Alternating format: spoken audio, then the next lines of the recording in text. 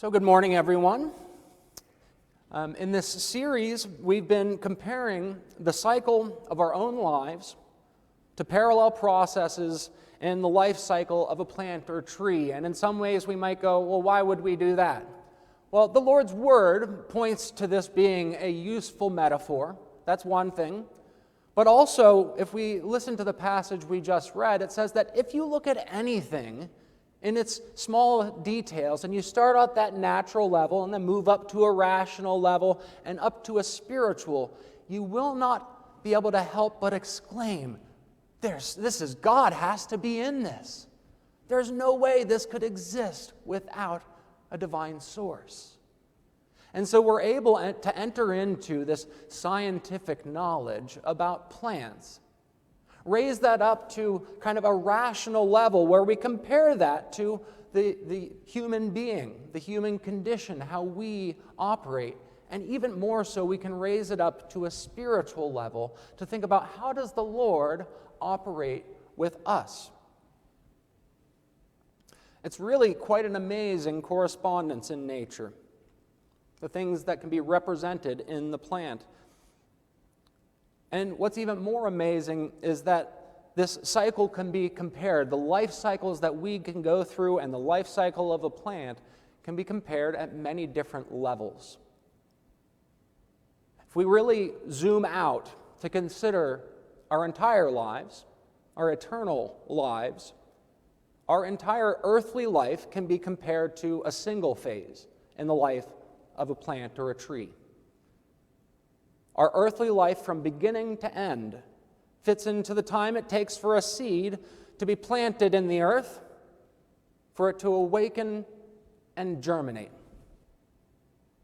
The moment that tender little plant pushes through the soil above to see the light of day for the first time is like the day we awaken in heaven. Just like every seed has imprinted in it its DNA, the code which will order and organize the molecular growth of that plant, our choices in this lifetime will determine the quality of life that we will have once we have broken through to the other side. The whole life cycle of a plant is encoded in its DNA. It can't do anything than what is encoded in that seed. And as we learn about spiritual life and how we grow spiritually, we are essentially participating in writing our own spiritual genetic code. We are creating the seed that grows with the Lord. Now consider for a moment how important the environment of the soil is to a growing plant. What we were speaking about last week, the dirt. And how in our spiritual environment, the soil that we grow out of are all of the ideas that we imbibe from around the world. They're the concepts that we entertain because they entertain us, including all of the good and true ideas, as well as the evil and false ones. It's a really good idea or a really good thing that we are not everything that we think about. We do not just have to be a product of our environment, but instead, we can grow into the ideas we choose to live by. We can prudently select from our environment the things that we read and hear and experience, the things that we want to make a part of ourselves, and then we discard the rest.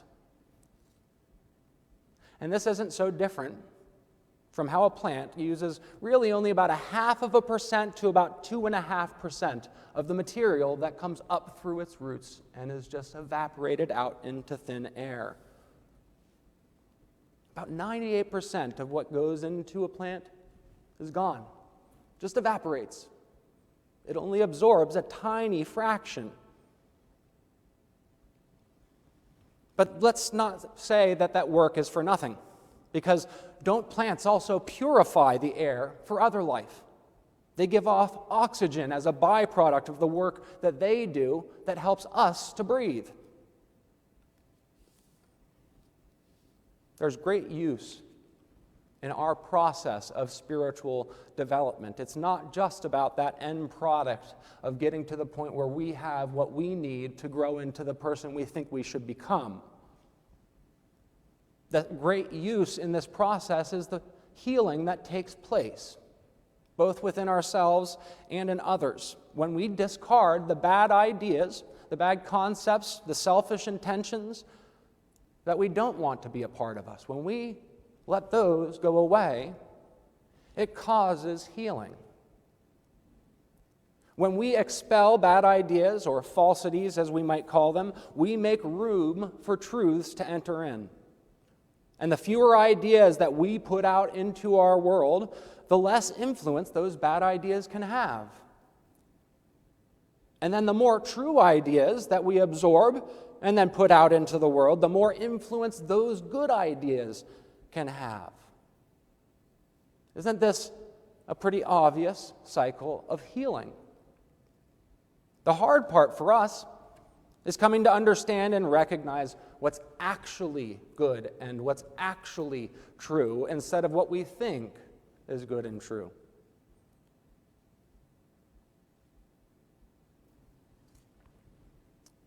We come to discover what's actually good and true through sharing what we think is good and true.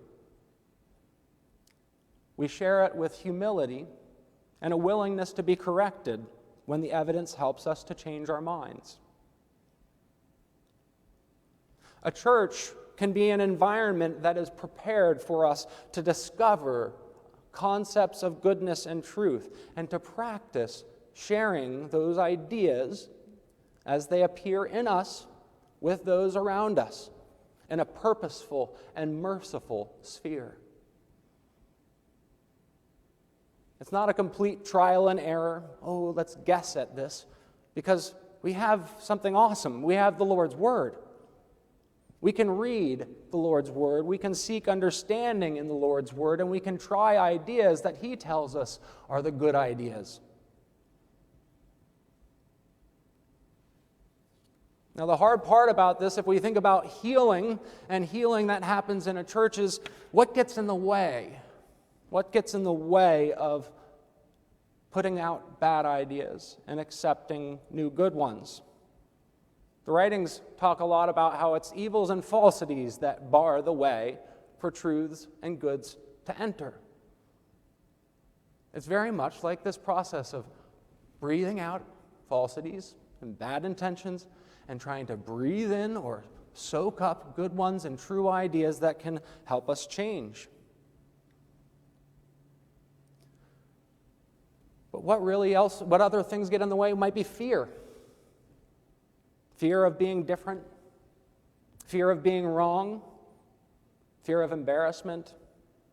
We might have a lack of desire. Why should we bother sharing our own ideas with other people? They're just going to trot on them anyways. Our world can be an exacting place. People are quick to point out the faults in our ideas, and it can feel harmful, it can feel hurtful to be on the receiving end of that, to have people be ultra-critical of everything that we put out there, and it's sad in many ways that we're getting a little afraid to share what we really believe because we're afraid of being canceled. Cancel culture runs rampant in many more environments than just political and social ones. And we don't want to be canceled if we say or represent the wrong thing. But a church like this one can be a place to practice with each other, to discover what of the ideas we already have are really good and useful, and how we can absorb more peace, more joy and love and wisdom from the Lord in order to heal our own lives and to be better service to others. So often we get caught up on holding on to the ideas that we need to argue about. Wouldn't that be like pulling up the water and then just pinching it shut and saying nothing is going to get through except for this, until we accept this idea? And then we don't receive more. We put ideas out in a way that hopefully we're willing to amend them when we learn something more true. And we mercifully look at each other and share what we can to amend each other's ways, but also to just care. We're trying together. When the Lord told his disciples to go out into the nations, he told them to go without money bags. He told them to not take gold or silver or copper with them. Don't take extra meals. And he gave them instructions. When you go, preach, saying the kingdom of heaven is at hand. And then he tells them what to do. And it has all of these things that are very much healing. Cleanse the lepers, heal the sick, cast out demons, raise the dead, things that we think might be impossible for us to do because they're happening on a spiritual level. When we are practicing heaven together, when we are doing this like the disciples, going out on behalf of the Lord, trying to live the life of the church, sharing the ideas that we think are good and true with each other, let's share that in a way of saying, hey, this is an idea that I believe is going to help bring a little bit of heaven into this congregation, into this world. Here's how I think it might do that. Anybody else want to help participate in this activity? And we can brainstorm. Isn't that what we do with a lot of things? We brainstorm ideas and try to make them better.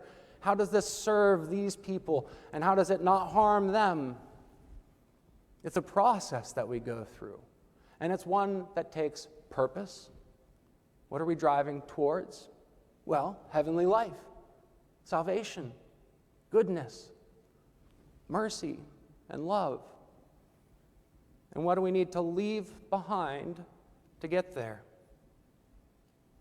Don't provide yourself gold or silver or copper. Let's not be rigid in our own ways,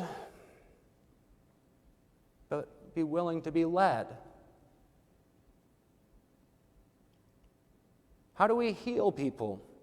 How do we cleanse the lepers, raise the dead? Those are topics for another sermon. There's too much to get to in this topic.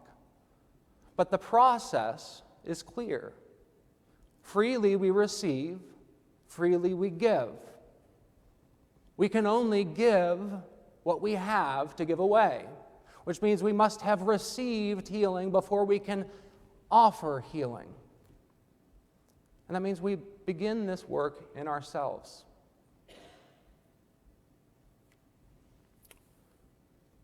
How can we get down into our own lives to heal what is sick within ourselves?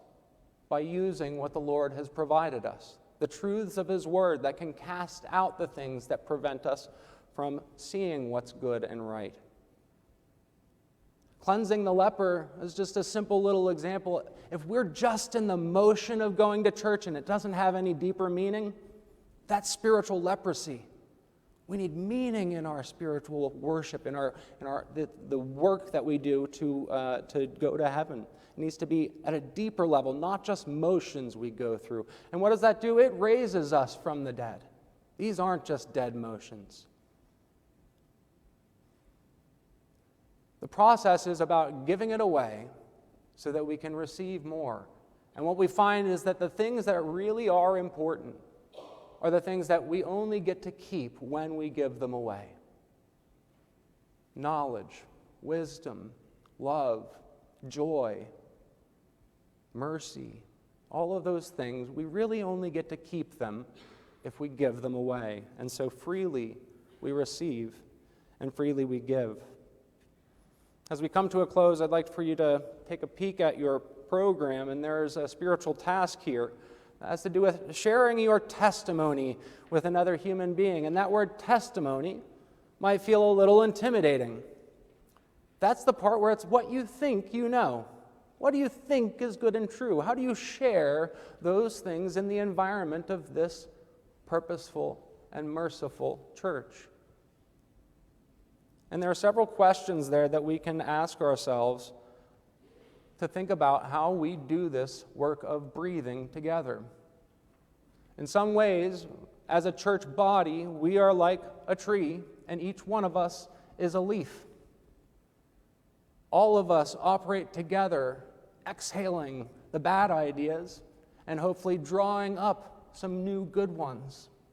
And when we do that together, it creates a flow. Just like we saw with the children's, where that water will just keep flowing because there's a draw from the Lord. In the book of Revelation, we're told that this river of the water of life comes out from the throne of the Lord, and that the tree of life is planted on either side of that river, and that the leaves were for the healing of the nations. They receive all of their ability to heal from that river, from the Lord, just as we have the ability to care for each other from the Lord. And we learn that in His Word. That is the fountain of life. Amen. Please rise.